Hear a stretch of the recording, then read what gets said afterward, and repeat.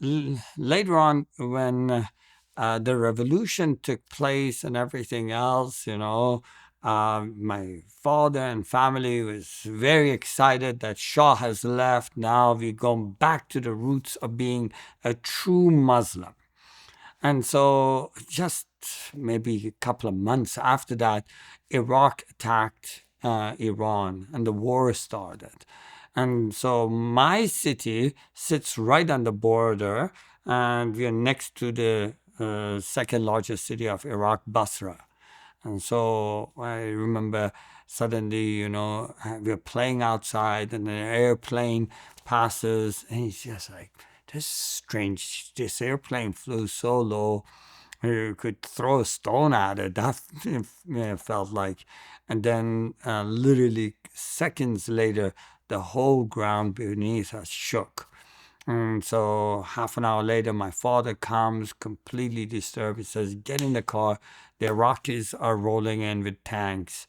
And so we get in the car, we drive out of the city, and that's the last time I've seen my city, Abadan.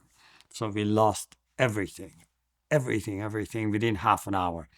And so we went about an hour or two to another city where my other aunt lived with her husband, waiting. They said the war will last only a week or so. But after 3 months, we gave up hope and we went more to the north. And then at that point, literally all of our family, which was in one city and everything, spread all over the country. So part of my aunts and uncles, they went to capital city Tehran.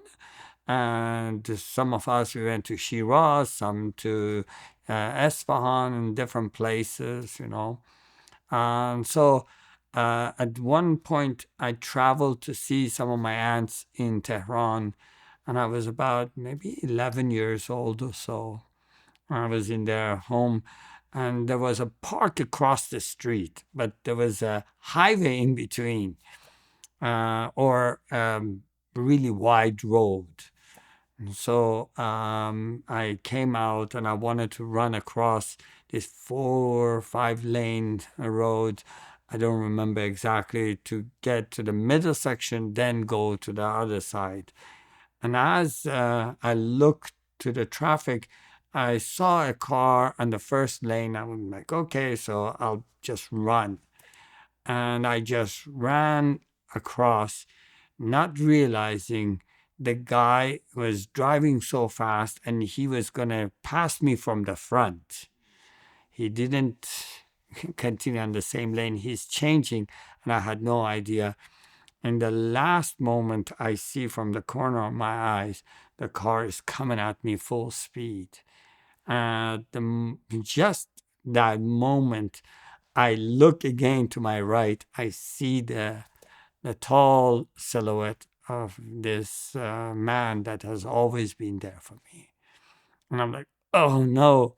And then I get hit in the front of the car, and just become a projectile shot in the air, and fall down.